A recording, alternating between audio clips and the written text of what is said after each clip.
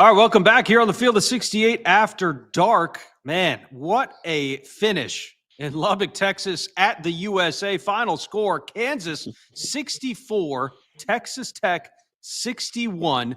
Kansas finished the game on a 14-2 run over the last 6 minutes. Darryn Peterson, who has not really been available in quote-unquote clutch time, was as clutch as they come. I mean, we just talked about the break. First 38 minutes of the game, 1 for 5 from beyond the arc. Final 2 minutes, hit the 2 biggest threes maybe of the season for the Kansas Jayhawks to propel them to that win, 64-61. Kansas closed the game on that 14-2 run as well, like we mentioned. They only had 10 assists in this game. It was also their fewest in a win since 2023. Man, this was it kind of feels like Kansas went down there to Lubbock and stole one a little bit, but you'll take a win where you can get it. Thoughts on the win, Henson? As we were just watching this unfold, we came on the air, full disclosure, but man, what an ending.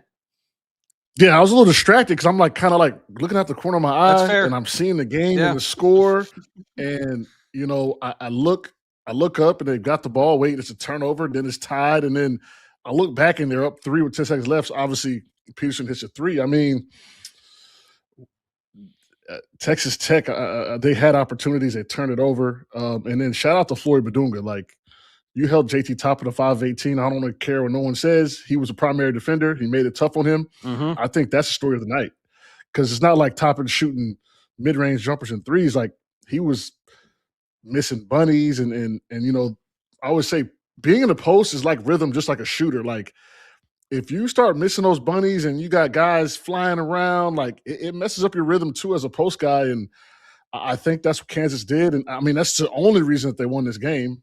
Your star player had 10 points and 6 rebounds on 5 of 18 from the field when he gets shots by the rim. So, I mean, I am shocked. I did not see this coming, especially when I'm watching the game down the stretch, how Texas Tech got really hot and how they were up 2 or 3 possessions with a minute left.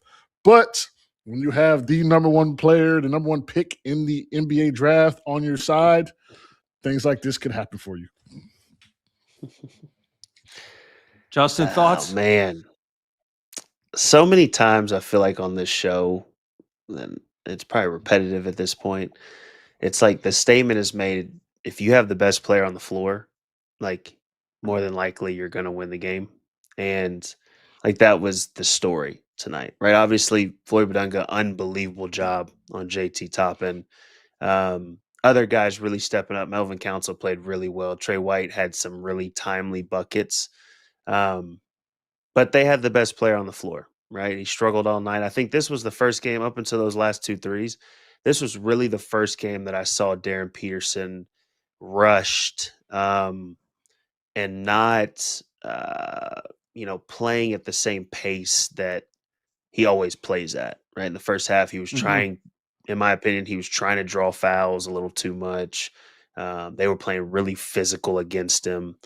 But I mean, this is a kind of win for a team, especially a team like Kansas, that you can take this kind of momentum and turn it into a Final Four run, right? Because, I mean, you come in here and obviously Texas Tech without Anderson, that's a massive loss, right? Absolutely massive loss.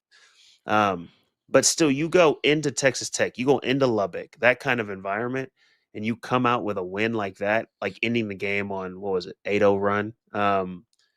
This is one you can take through the rest of the year and go through, and you can look at it while you're in the tournament and say, look, fellas, we've been in worse situations than this. Y'all remember whenever we were in Lubbock? You know what I'm saying? So unbelievable game by Kansas. Obviously, Darryn Peterson with the 2 buckets at the end. I tried to tell somebody before the game, they were asking, who do you like? And I said, I'd say Texas Tech at home. I said, but Darryn Peterson can win games single-handedly. And it just so happened tonight he was that guy. So huge win for Kansas. Obviously, Texas Tech, that's dropping the last 2.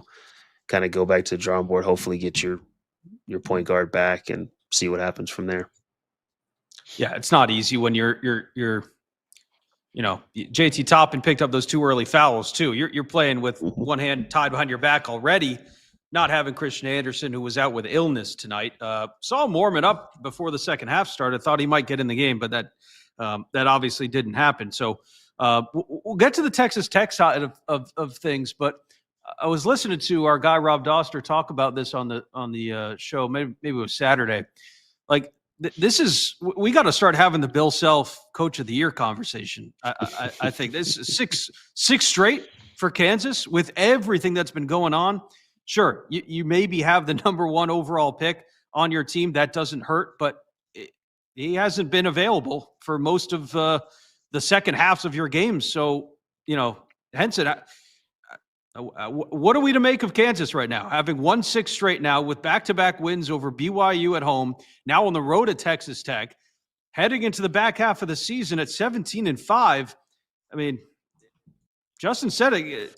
Final Four, good. Is that what we're looking at for Kansas? If they can ride this train, you're not there yet. Final Four. I mean, they do have Darryn Peterson, so I would not count them out of it. And as just alluded to earlier with Carolina, how Coach Williams try to have us rolling going into the tournament. That looks like what they're doing. They may be a little early, excuse me, because it's just starting February. But I mean, they've got to get Utah out of the way, and then hey, we're gonna see what happens when they get Arizona. I think at Fog, right? They get Arizona at Fog. Yeah. So, what more do you want, right? So, shout out to Kansas, the resilience, not knowing how much your star player is going to play, if he's going to play pretty much every game. Bill Self is a Hall of Fame coach, one of the best coaches to ever coach this game, and he's showing it right now with how this Kansas team is showing the resilience and playing through all these distractions. Texas Tech.